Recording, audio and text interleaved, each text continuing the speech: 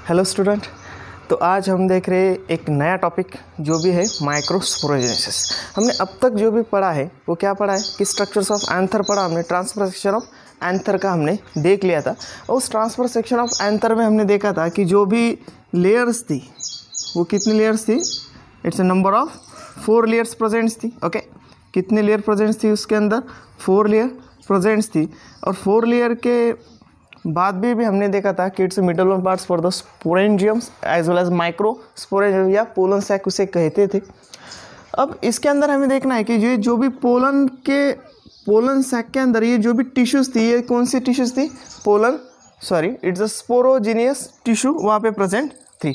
मतलब अब तक हमने जो भी देखा था ट्रांसफर सेक्शंस ऑफ एंथर देखा था, आउटर मोस्ट इपिडर्मिस थी, उसके बाद में मिडल लेयर थी, उसके बाद में इंडोथीशियम थी, उसके बाद में टैपेटम लेयर थी, उसके 2 टाइप्स भी हमने पढ़ा था।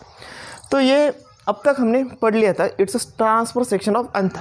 अब इसके बाद में हमने क्या देखना है कि जो भी ये एंथर का जो भी स्ट्रक्चर है, ये एंथर का स्ट्रक्चर कैसा था, फिर ये इट्स वेल डेवलप, वो कौन सा था, वेल डेवलप था या मैच्योर था। ओके, अब ये मैच्योर था, डेवलप था, तो इसके बाद में हमें करना क्या है, तो इसकी होती है माइक्रोस्पोरोजेनेसिस।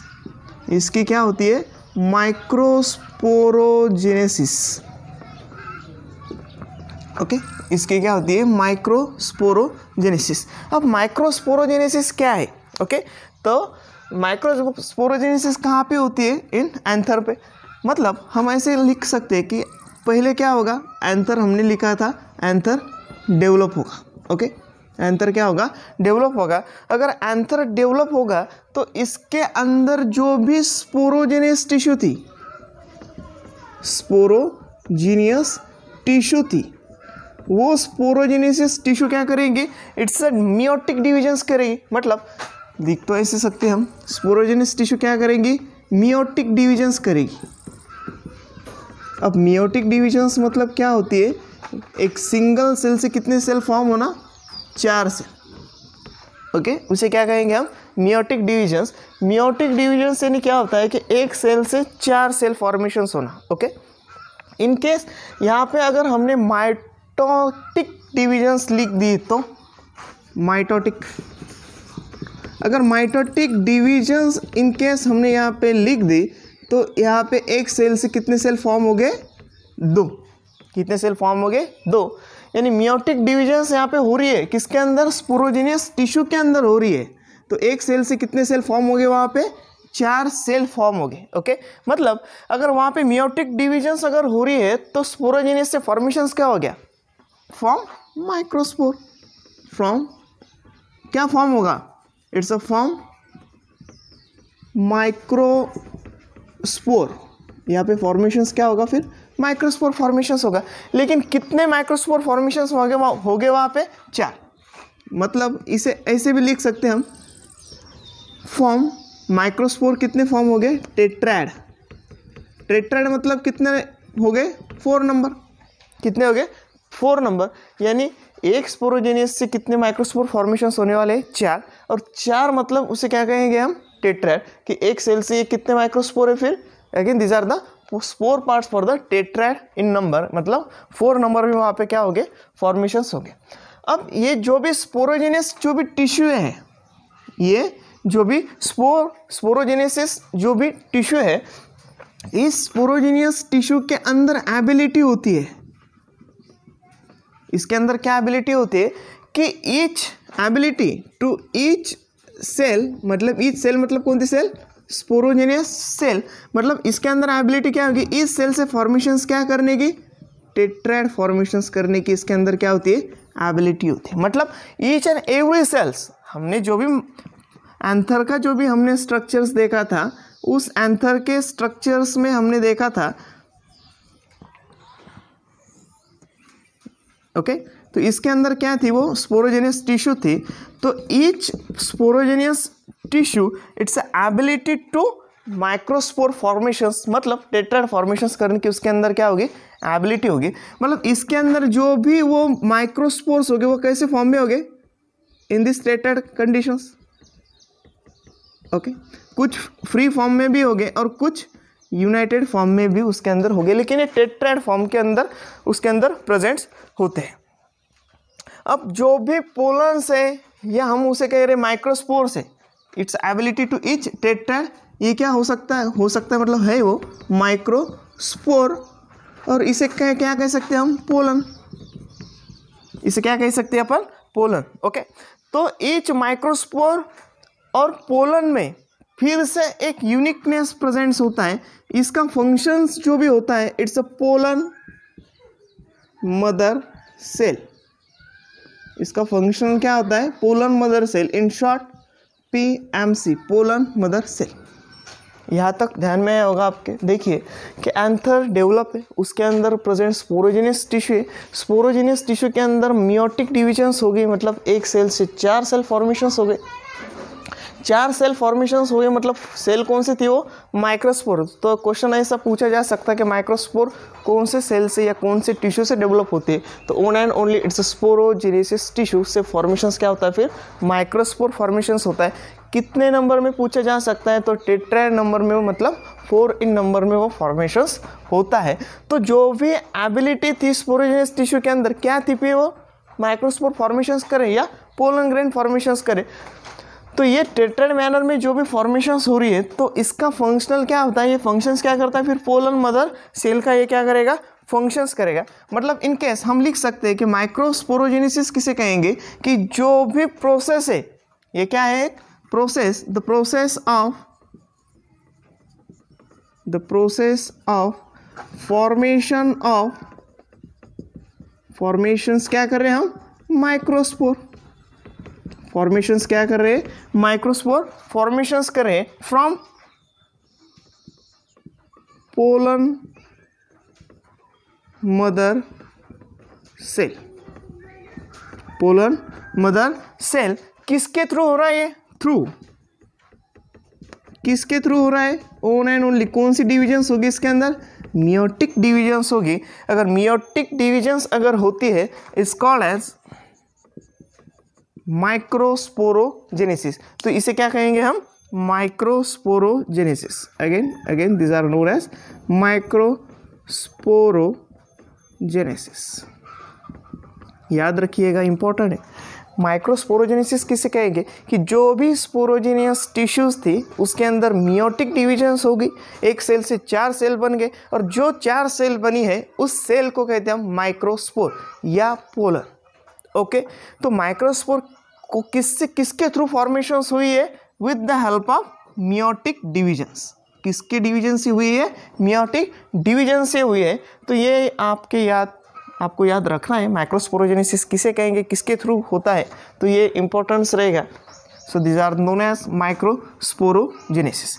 देन अगर एंथर मैच्योर है, ये एंथर क्या है, मैच्योर से, अगर मैच्योर से, तो ये क्या होगा, डिहाइड्रेट्स भी होगा। एंथर क्या है, मैच्योर है। एंथर मैच्योर है तो क्या करेगा, ये डिहाइड्रेट्स होगा। डिहाइड्रेट होगा तो क्या होगा, ये एंथर डिहिसंस हो जाएगा। ओके, एंथर अगर डिहाइड्रेट्स होता है तो ये क्या होगा, डिहिसंस होगा। लेकिन डिहिसंस होने से पहले भी कि ये जो भी टेट्राड कंडीशंस में हो गए, ये टेट्राड कंडीशन से क्या आएंगे, ये डिसोसिएट हो जाएंगे एक दूसरे से क्या हो जाएंगे, वो डिसोसिएट हो जाएंगे। मतलब डिसोसिएट क्या हो रहे हैं यहाँ पे, माइक्रोस्पोर। डिसोसिएट क्या हो रही है इसके अंदर, माइक्रोस्पोर हो रहे। मगर कब, ये एंथर मैच्योर है, एंथर मैच्योर होने के बाद ये डिहाइड्रेट होगा। कौन, एंथर होगा। After dehydration microspores are the dissociate. In case ये माइक्रोस्पोर अगर डिसोसिएट्स होते हैं तो डेवलप क्या होगा, डेवलप होगा पोलन ग्रेन, कि जो हम चाहते हैं। ओके, तो डेवलप क्या होगा, उसके अंदर पोलन ग्रेन होगा। ये इंपॉर्टेंट है, याद रखना है आपको कि ये जो भी माइक्रोस्पोरेंजियम से, मतलब कि ये हमने जो भी पोलन सैक बोला था, इसे लास्ट लेक्चर को हमने कहा था पोलन, क्योंकि it's also known as microsporangium. इसे क्या कहा था हमने, माइक्रोस्पोरेंजियम कहा था। इंपॉर्टेंट है, याद रखना है आपको कि जो भी पोलन सैक है या माइक्रोस्पोरेंजियम से, इसके अंदर इन माइक्रोस्पोरेंजियम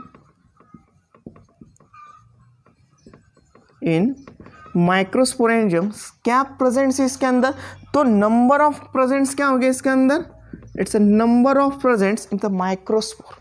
क्या प्रेजेंट हो गया इसके अंदर, माइक्रोस्पोर प्रेजेंट्स हो गए, नंबर ऑफ माइक्रोस्पोर। और each microspore it's a release, मतलब ये रिलीज हो गए तो क्या होगा, डेंसिटी ऑफ एंथर होगा। मतलब ये जो भी माइक्रोस्पोरेंजियम्स के अंदर जो भी नंबर ऑफ माइक्रोस्पोर्स है, ये क्या हो जाएगी, इससे रिलीज हो जाएगी। अगर रिलीज हो गए तो रिलीज होने के लिए क्या होना पड़ेगा, यहाँ पे डेंसिटी ऑफ एंथर। और डेंसिटी ऑफ एंथर के लिए कौन सी लेयर है हेल्पफुल थी, endothecium, because this are fibrous thickening wall उसके अंदर प्रेजेंट्स थे। तो ये यहाँ तक इंपॉर्टेंट है कि माइक्रोस्पोरोजेनेसिस किसे कहेंगे। So this are the topic, it's most important, किसके ऊपर क्वेश्चंस बनता है। देखिए कैसे बनेगा। तो माइक्रोस्पोरोजेनेसिस किसे कहेंगे, तो माइक्रोस्पोरोजेनेसिस किसे कहेंगे, the process of the formation of the microspore form pollen mother cell, जो भी फंक्शंस था माइक्रोस्पोर का, थ्रू किसके थ्रू हो रहा है, मियोसिस या मियोटिक डिविजन्स के वजह से हो रहा है, उसे कहेंगे हम माइक्रोस्पोरोजेनेसिस। याद रखना है कि इसके अंदर मियोटिक डिविजन्स होती है। किसके अंदर मियोटिक डिविजन्स होती है, स्पोरोजिनियस टिश्यू के अंदर क्या होती है, मियोटिक डिविजन्स होती है। ये मियोटिक डिविजन्स अगर होगी तो फॉर्मेशंस होगा माइक्रोस्पोर, और कौन से फॉर्म में होगा वो, टेट्राइड फॉर्मेशंस करेगा। और वो टेट्राइड फॉर्मेशंस किसके अंदर प्रेजेंट्स होगी, इन माइक्रोस्पोरेंजियम के अंदर वो प्रेजेंट होती है। अब ईच स्पोरोजिनियस टिश्यू की जो भी एबिलिटी है क्या है, ईच सेल, कौन सी सेल, स्पोरोजिनियस टिश्यू की एबिलिटी क्या होगी, टेट्राइड फॉर्मेशंस करके। अब वो टेट्राइड माइक्रोस्पोर हो सकता है या पोलन ग्रेन हो सकता है, इट्स अ मैच्योर कंडीशन।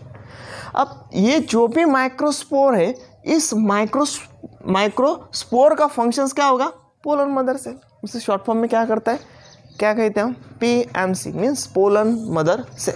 अब जो भी प्रोसेस है तो उसे क्या कहेंगे हम, माइक्रोस्पोरोजेनेसिस कहेंगे। अब जब एंथर मैच्योर होगा तो उसे डेंसेंस होने के लिए डिहाइड्रेट होना पड़ता है।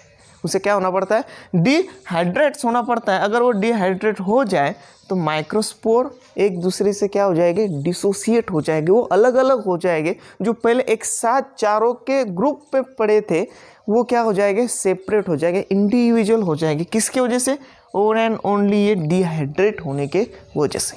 अगर ये डिहाइड्रेट्स हो जाए तो माइक्रोस्पोर डिसोसिएट हो गए। माइक्रोस्पोर अगर डिसोसिएट होते हैं तो develop in pollen grain structure. अब इस पोलन ग्रेन स्ट्रक्चर्स को अगर बाहर निकलना है तो डेंसेंस क्या करना पड़ेगा, एंथर करना पड़ेगा। अगर वो एंथर अगर डेंसेंस हो जाए तो माइक्रोस्पोरेंजियम के अंदर के, इस माइक्रोस्पोरेंजियम के अंदर के पूरे ये जो भी माइक्रोस्पोर थे ये क्या हो जाएगा, बाहर डेंसेंस हो जाएगा। मतलब अंदर से बाहर जाना, उसे क्या कहते हैं हम, डेंसेंस होना, टूटना फूटना, उसे कहते हैं हम डेंसेंस ऑफ एंथर। तो ये यहाँ पे एंथर क्या हो रहा है, डेंसेंस हो रहा है। किसके वजह से, because this are the dehydrate conditions. Okay, तो यहाँ तक हमने पढ़ा कि माइक्रोस्पोरोजेनेसिस किसे कहते हैं, उस माइक्रोस्पोरोजेनेसिस का मीनिंग क्या है, कहाँ पे होता है। अब ये जो भी पोलन ग्रेन यहाँ पे क्या हो रही है, मैच्योर हो रही है। मतलब ये क्या हुआ यहाँ पे, this is called as pollen, इसे क्या कहेंगे हम, पोलन ग्रेन कहेंगे। ओके, यहाँ तक आपको याद रखना है कि हमने ये जो भी चीज़ें अब तक पढ़ी, यहाँ किसके लिए पढ़ी, इस भाई साहब के लिए। ये कौन था, ये पोलन ग्रेन। अब ये जो भी पोलन ग्रेन से, तो इस पोलन ग्रेन को हमने डिटेल में पढ़ना है कि ये पोलन ग्रेन का स्ट्रक्चर क्या होता है, इस पोलन ग्रेन का मॉर्फोलॉजी या उसके स्ट्रक्चरल पार्ट्स कौन कौन से लेयर से बना है, तो इसके बारे में अभी हमें पढ़ना है। तो माइक्रोस्पोरोजेनेसिस में आपको याद ये रखना है कि कौन से टिश्यू से मियोटिक डिविजन्स हो रही है, पोलन किससे बन रहा है, माइक्रोस्पोर किससे बन रहा है, ये आपको याद रखना है। तभी आपको पूरी की पूरी एक दूसरे से लिंक बनेगी टॉपिक की। ओके, अब पढ़ रहे हैं हम पोलन ग्रेन। अब तक हमने जो भी पढ़ा था वो क्या था, पोलन को डेवलप किया। अब देखते पोलन ग्रेन, इसका स्ट्रक्चर्स क्या है वो देखते पोलन ग्रेन के बारे में। अब जो भी पोलन ग्रेन से, ये जो भी पोलन ग्रेन से, तो ये किसके अंदर प्रेजेंट है, एंथर के अंदर प्रेजेंट है। ये किसके अंदर प्रेजेंट है, एंथर है या स्टेमन है। तो एंथर क्या हुआ फिर, और जो भी कार्पेल था, ये हमने पहले स्ट्रक्चर्स में पढ़ लिया है। तो anther it's a male reproductive parts and it's a carpel female reproductive parts. तो पोलन ग्रेन क्या कहेंगे हम, इट रिप्रेजेंट मेल रिप्रोडक्टिव कह रहे से तो अच्छा है कि मेल गमेटोफाइट कह ले, इसे क्या कह सकते हैं हम, मेल गमेटोफाइट्स। मतलब पोलन ग्रेन किसे रिप्रेजेंट कर रहा है, मेल गमेटोफाइट को। ओके, ये किसे प्रेजेंट्स कर रहा है, मेल गमेटोफाइट्स को रिप्रेजेंट्स कर रहा है। तो इन केस अगर हम देखें तो जो भी पोलन ग्रेन से, इस पोलन ग्रेन के बारे में अगर थोड़ा सा आपको पता होगा कि कौन सा भी फ्लावर लिया जाए, इन केस कौन सा भी फ्लावर लो, फॉर एग्जांपल आप हिबिस्कस रोजा साइनेसिस का फ्लावर ले सकते हैं, कि जिसे हम इन मराठी जास्वंत कहते, कुछ लोग उसे बेल का फूल भी कह सकते हैं, मतलब बेल वाली जो भी घंटी कहते हैं उसे। तो उस फ्लावर को अगर आप टच करोगे, कौन से, हिबिस्कस रोजा साइनेसिस को, या धतूरा का ले सकते हो, उस फ्लावर को लेने के बाद में अगर आप उसे फिंगर से थोड़ा सा अगर टच भी कर लेते हो, तो आपके फिंगर के ऊपर ऐसे dust like structure, it's a whitish powder grain like structure आपके फिंगर पे आ जाएगा। अब उस फिंगर पे आने वाले जो भी डस्ट लाइक स्ट्रक्चर्स थे वो क्या है फिर, ये साहब है, कौन है वो, पोलन ग्रेन है। अब उस पोलन ग्रेन को जो भी आपके फिंगर के ऊपर आती है, उस पोलन ग्रेन को लेना है आपको एक ग्लास स्लाइड के ऊपर, एक ग्लास स्लाइड के ऊपर उसको डस्ट लेना है। इस डस्ट के ऊपर आपको डालना है एक वाटर का ड्रॉप। इस डस्ट के ऊपर, इस पोलन ग्रेन के ऊपर आपको क्या डालना है, एक वाटर का ड्रॉप। अगर ये वाटर का ड्रॉप, ये क्या है, एक ग्लास स्लाइड है, ग्लास स्लाइड, इसके ऊपर अगर आपने एक डस्ट कर लिया, उसके ऊपर एक ड्रॉप डाल लिया, ड्रॉप डालने के बाद में ये अगर आप माइक्रोस्कोप के अंदर अगर देखोगे, ये अगर माइक्रोस्कोप के अगर अंदर आप देखोगे तो आपको विजुअलाइज हो जाएगा, आपको क्या हो जाएगा, it's a visualize structure parts for the pollen grain, कि पोलन ग्रेन कौन कौन से शेप्स का होता है, कौन कौन से साइज का होता है, उसका नेचर्स कैसे होता है, तो ये आपको इजीली दिख जाएगा। तो ये किसके अंदर दिख सकता है आपको, ये माइक्रोस्कोप के अंदर, बिकॉज ये जो भी पोलन ग्रेन होती है बहुत ही माइक्रोस्कोपिक स्ट्रक्चर्स होते हैं, इसीलिए आपको वो ऑब्जर्व करना पड़ता है माइक्रोस्कोप के अंदर। अगर आप धतूरा मेटल का अगर देख सकते हो, तो धतूरा मेटल का जो भी पोलन ग्रेन्स होते हैं वो बहुत बड़े बड़े पोलन ग्रेन्स होते हैं, इसीलिए वो आपको ईजिली माइक्रोस्कोप के अंदर दिख जाते हैं। ये तो हुआ एक छोटा सा पार्ट कि जो भी आपको जनरलाइज कर सकता है। इसके बाद में हमने देखना है कि जो भी पोलन ग्रेन्स है, इट्स अ वेरियस साइज, ये कैसे हो सकते हैं, वेरियस साइज के हो सकते हैं, वेरियस शेप के भी वो हो सकते हैं, मतलब उसकी साइज़ अलग हो सकती है, उसका शेप अलग हो सकता है, इन केस उसका कलर भी वेरियस टाइप्स का हो सकता है। ये कहाँ से, मतलब ये कैसे करेगा, मतलब स्पीसीज टू स्पीसीज ये डिफ्रेंशिएट्स कर सकता है। फॉर एग्जांपल एक आदि ऑसिमम सैंक्टम की स्पीसीज है, उसके पोलन ग्रेन अलग हो सकते हैं, हिबिस्कस रोजा साइनेसिस के पोलन अलग हो सकते हैं, एक आधा धतूरा मेटल से उसका भी पोलन का जो भी कलर है वो अलग अलग हो सकता है। तो ये स्पीसीज डिफ्रेंशिएट्स कर सकता है। So these are the colour, okay, colour structure. Then उसके बाद में हम देखते हैं कि जो भी साइज में अगर देखा जाए तो इसकी मैक्सिमम जो भी कॉमन साइज पाई जाती है वो होती है 20 to 25 माइक्रोमीटर, बस ये कॉमन साइज है उसकी, इसके ऊपर वो जा नहीं सकता, मतलब maximum 20 to 25 micrometre in diameter, मतलब इसके ऊपर या कम इसके बीच में उसकी साइज रहती है। उसके बाद में हम देखेंगे कि जो भी पोलन ग्रेन्स है जो भी पोलन ग्रेन्स है उस पोलन ग्रेन्स की 2 लेयर प्रेजेंट्स है, 2 लेयर उसकी क्या होती है, प्रेजेंट्स होती है। फर्स्ट वन हम देखेंगे, 1 बाय 1 पढ़ लेंगे उसे कैसी होती है क्या होती है। तो पोलन ग्रेन की एक आउटर 1 लेयर्स होती है, again these are the outer layer, एक क्या होती है आउटर लेयर्स और एक होती है inner layer, okay, outer as well as inner layer. अब जो भी आउटर लेयर्स है इसे कहते हैं एक्साइन, इसे क्या कहते हैं, एक्साइन्स कहते हैं। तो इनसाइड्स वाले को क्या कहेंगे हम, इंटाइन, इनसाइड्स वाले को क्या कहेंगे हम, इंटाइन। अब जो भी ये एक्साइन्स है तो ये कैसे रहेगी, थोड़ी सी हार्ड रहेगी, ये कैसी रहेगी, हार्ड रहेगी। हार्ड इसलिए रहती है बिकॉज, हार्ड क्यों है, बिकॉज हार्ड इसलिए क्योंकि इन प्रेजेंट, इसके अंदर प्रेजेंट्स क्या है, इन प्रेजेंट स्पोरोपोलिन, ये इंपॉर्टेंट, इसके ऊपर हमेशा क्वेश्चंस बनता है।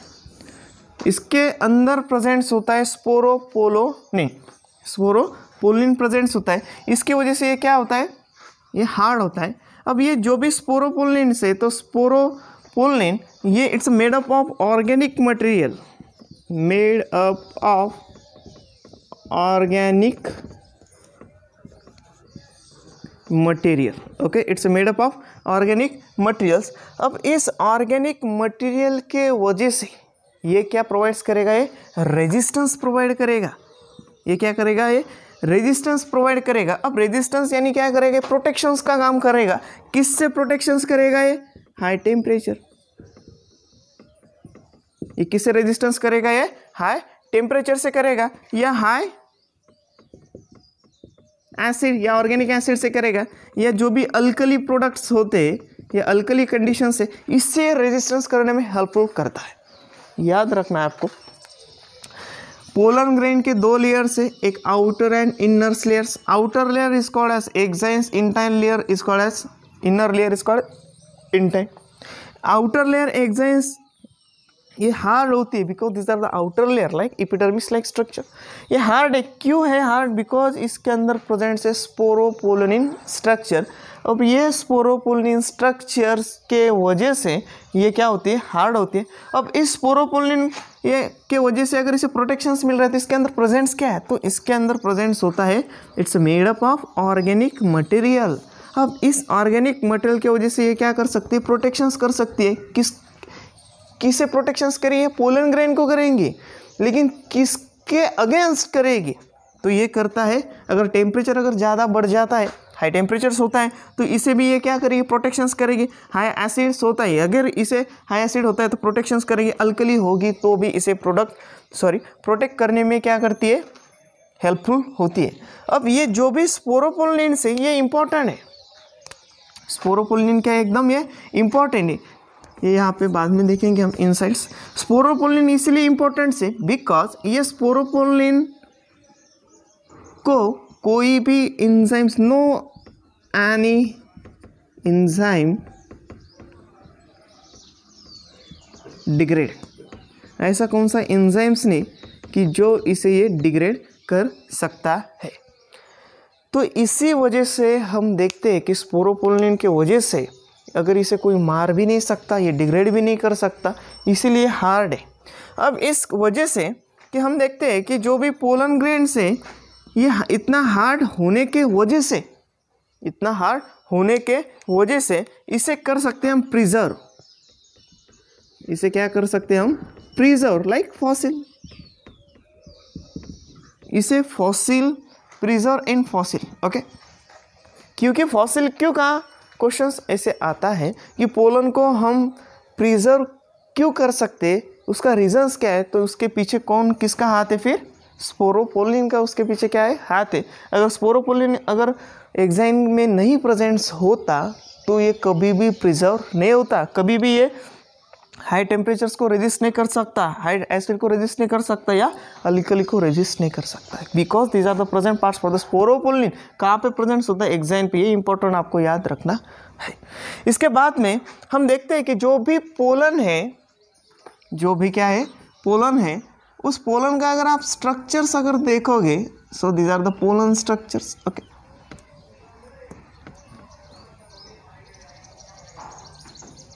ये क्या हुआ? पोलन का स्ट्रक्चर्स हुआ। इस पोलन के स्ट्रक्चर के बारे में हम देख रहे हैं कि ये क्या है यहाँ पे एग्जाइन से, और ये क्या है इसके अंदर इंटाइन है।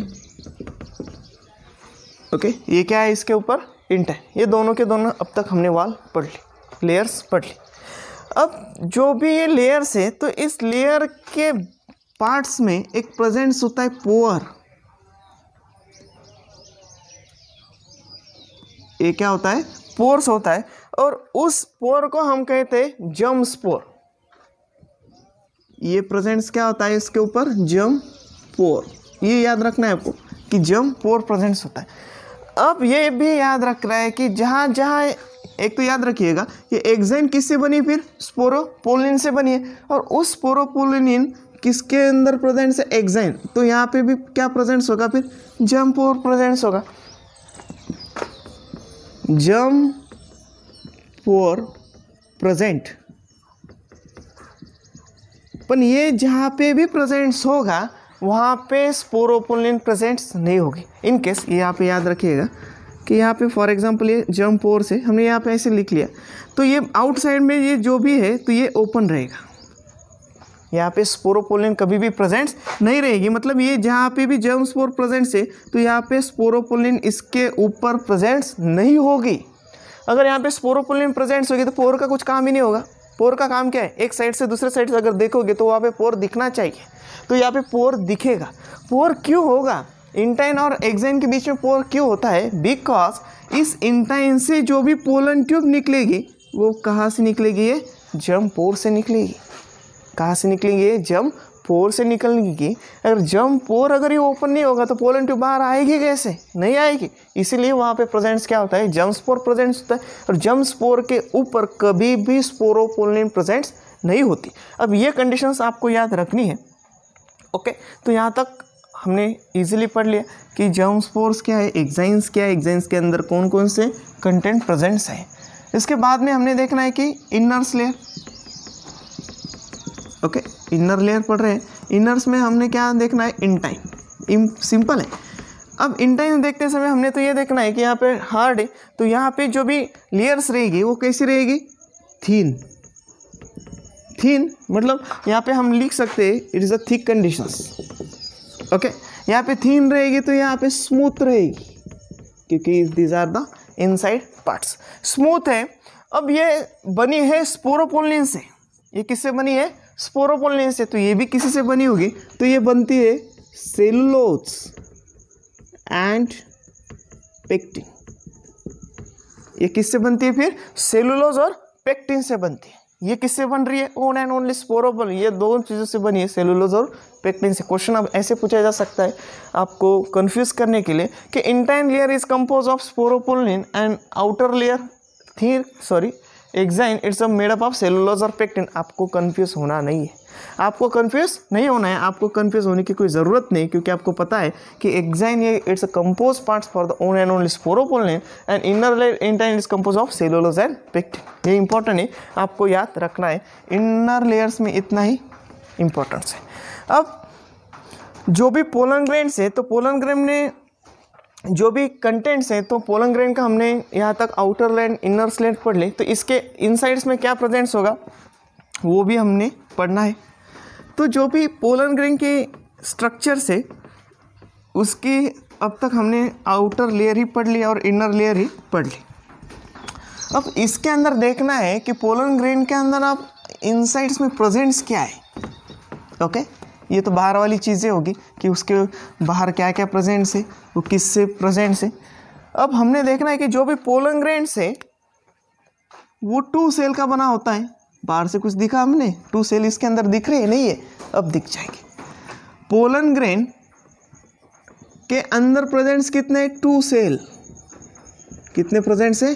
2 सेल प्रेजेंट्स है। कौन कौन से? एक होती है वेजिटेटिव सेल, वेजिटेटिव सेल, और दूसरी होती है जेनरेटिव सेल। दूसरी कौन सी होती है? वेजिटेटिव सेल और जनरेटिव सेल। इसके अंदर दिख रही है वेजिटेटिव सेल कहाँ होती है और जनरेटिव सेल कहाँ होती है? नहीं दिखेगी, अब दिख जाएगी। अब जो भी सेल से जो भी लार्जेस्ट जो भी सेल प्रेजेंट्स होती है वो होती है वेजिटेटिव सेल, ओके। और यहाँ पे स्मॉल सेल जो भी प्रेजेंट्स होगी वो होती है generative cell. Again these are the vegetative cell. और ये कौन सी सेल है? Generative cell, okay. ये स्ट्रक्चर का है पोलन ग्रेन का, ये आपको याद रखना है। ये स्ट्रक्चर किसका है?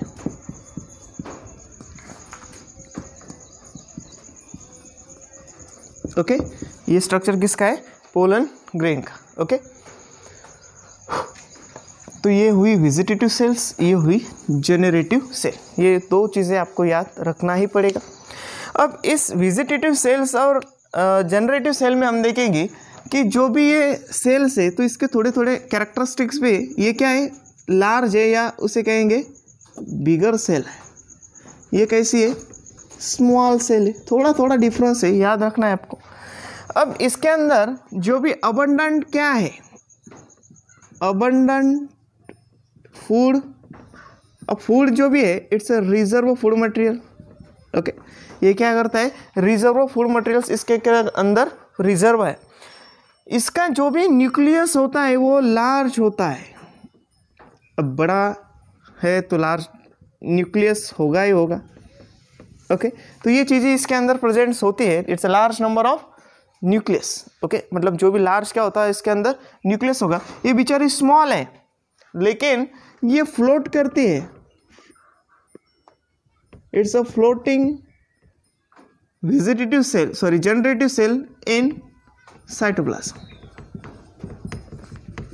कहाँ पे करेगी? ये पूरा का पूरा जो भी साइटोप्लाज्म से, ये साइटोप्लाज्म्स के अंदर क्या करती है? फ्लोट करने का काम, मतलब इधर उधर घूमने का काम वो साइटोप्लाज्म्स के अंदर कर सकती है। अब इसके अंदर जो भी स्पिंडल शेप क्या होता है?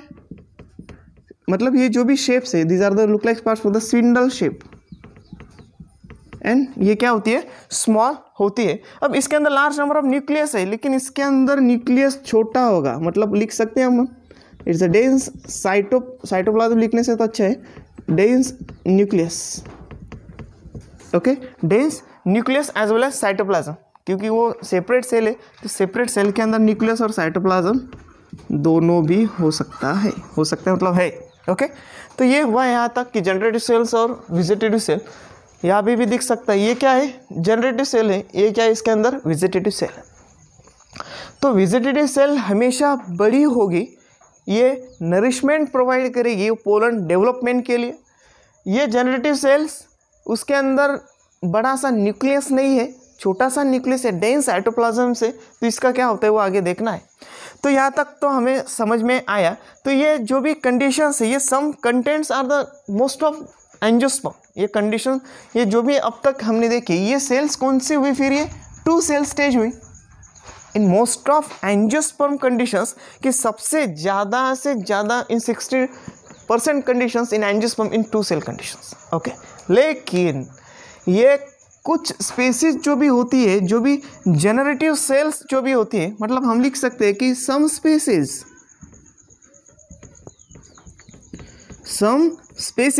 अब कुछ स्पेसीज के अंदर होता क्या है? जो भी जनरेटिव सेल्स है इन जनरेटिव सेल के अंदर होती है माइटोटिक डिवीजन। कौन सी डिविजन्स होगी? Mitotic divisions. माइटोटिक डिविजन्स यानी क्या होता है? एक सेल से 4 सेल होना? नहीं, एक सेल से 2 सेल तैयार होना, उसे कहते हैं हम माइटोटिक डिविजन्स। किसके अंदर माइटोटिक डिविजन्स हो रही है? इन जनरेटिव सेल। अगर माइटोटिक डिविजन्स उसके अंदर होगी तो फॉर्मेशंस हो गए 2 मेल गमिट। फॉर्मेशंस क्या हो गए? 2 मेल गमेट्स हो रहे हैं, माइटोटिक डिविजन्स हो रही है, एक सेल से 2 सेल फॉर्म हो रही है, किससे हो रही है? जनरेटिव सेल से। लेकिन इस जनरेटिव सेल से फॉर्मेशंस कितने सेल हो गए? 2 सेल। 2 सेल यानी कौन से सेल हो गए? वो 2 मेल गमेट हो रहे। मेल गमेट क्यों कहा? Because this are the structure parts of the pollen grain से ये डेवलप हो रहा है, इसीलिए उसे हमने क्या कहा? 2 मेल गमेट। ओके, अब ये याद रखना है कि इसके अंदर जनरेटिव सेल थी। जनरेटिव सेल फॉर एग्जांपल यहाँ पे लिख लो कि यहाँ पे वेजिटेटिव सेल है, यहाँ पे जनरेटिव सेल थी। ओके, यहाँ पे ये एक सेल प्रेजेंट है, ये एक सेल थी, लेकिन इस एक सेल से क्या हुआ? 2 सेल फॉर्मेशंस हुई। तो ये कितने सेल बनी? 3 सेल। ओके, तो some species are the 3 cells pollen grain also present, मतलब 3 सेल में भी स्टेज प्रेजेंट हो सकती है। तो ये आपको याद रखना है कि जनरेटिव सेल से जो भी माइटोसिस डिविजन्स होगी वो डिवाइड्स होगी, तो डिवाइड्स होने के बाद में उससे फॉर्मेशंस क्या होते हैं? तो 2 मेल गमेट्स उससे फॉर्मेशंस होते हैं। तो ये इम्पॉर्टेंट रहेगा, आगे जाकर हमने ये याद रखना है, क्योंकि आगे जब भी हमने पढ़ना है, फर्टिलाइजेशंस पढ़ना है, पोलन ट्यूब कैसे फॉर्मेशंस होती है, मेल गमेटोफाइट डेवलपमेंट कैसे होता है, वो अगर पढ़ोगे तो ये आपको याद रखना ही पड़ेगा। अब जो भी कंडीशंस यहाँ तक पढ़ी हमने कि जैसे वेजिटेटिव सेल बिगर है, अबंडेंट फूड रिजर्व मटेरियल से, लार्ज न्यूक्लियस है, जैसे कि जनरेटिव सेल में भी स्मॉल फ्लोटिन साइटोप्लाज्म स्पिंडल शेप्स देखा, डेंस न्यूक्लियस साइटोप्लाज्म देखा। तो ये हुआ अब तक न्यूक्लियस इन पोलन ग्रेन की स्ट्रक्चर। लेकिन एक्चुअली जो भी पोलन ग्रेन है, उस पोलन ग्रेन के कुछ फायदे हैं, कुछ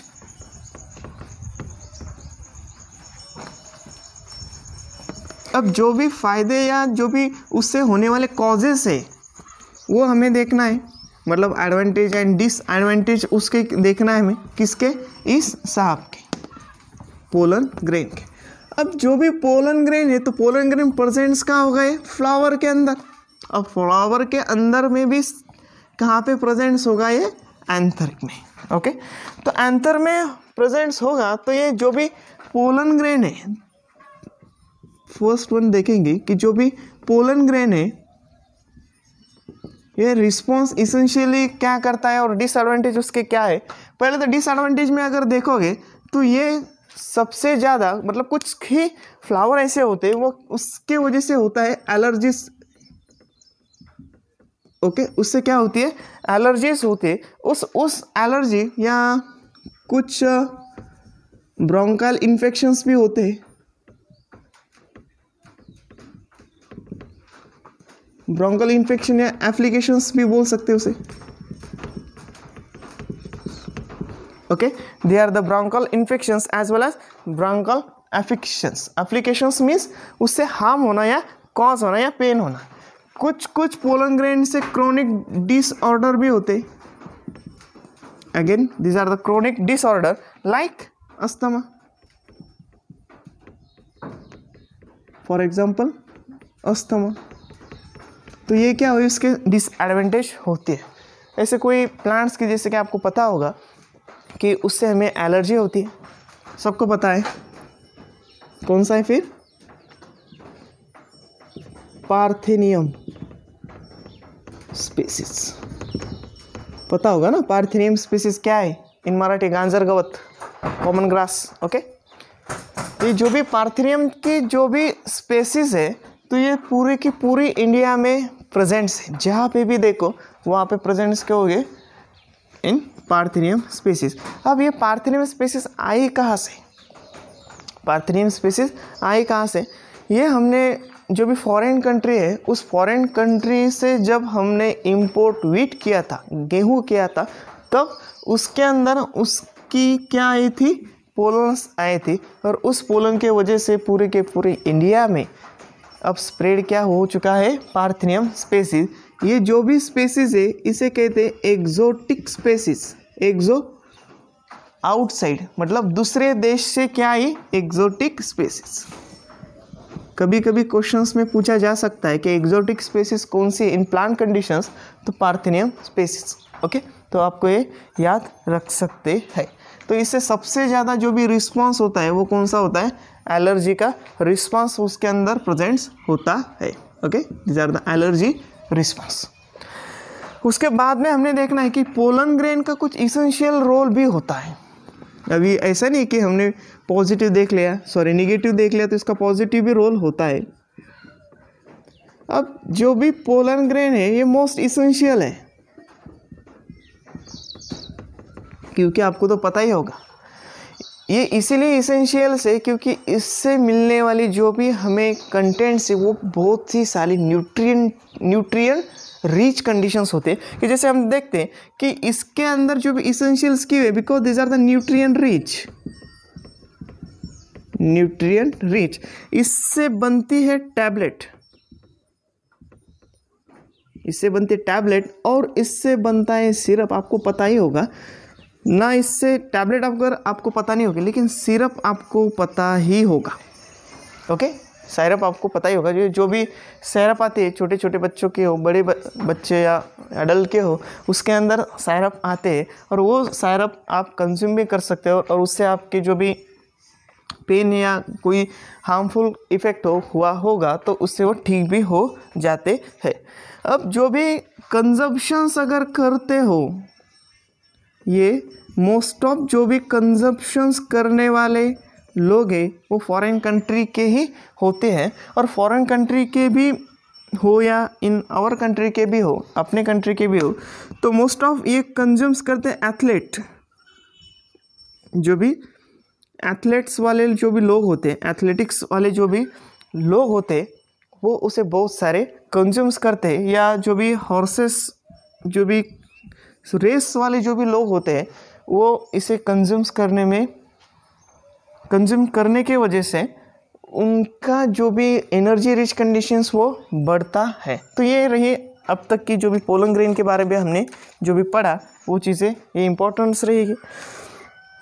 पोलन ग्रेन वो जो भी एलर्जी हो या एलर्जी कौन सी भी हो सकती है, इन आवर स्किन को भी हो सकती है। अगर आप कभी पार्थिनियम स्पीसीज के इनसाइड्स में अगर जाते हो तो आपको कुछ देर के बाद में, घर आने के बाद में आपको पता चलेगा कि आपके स्किन के ऊपर रेड कलर के डॉट आ जाते हैं। तो so these are the infections parts for the parthenium species. Again bronchial infections भी हो सकता है, एप्लीकेशंस यानी उससे पेन होना, क्रॉनिक डिसऑर्डर भी हो सकते हैं, लाइक उससे अस्थमा भी हो सकता है। ये कुछ ही ऐसे प्लांट्स होते हैं कि उस प्लांट के पोलन अगर आपके इनहेलेशंस या आपके ऊपर आ जाए तो आपको ये डिसऑर्डर होने के चांसेस रहते हैं। तो पार्थिनियम में एक चीज़ याद रखना है आपको, ये exotic species in plant conditions. Okay, then pollen grain वो इसेंशियल क्यों है? Because this are the energy rich conditions, यानी न्यूट्रिएंट रिच कंडीशंस होती है।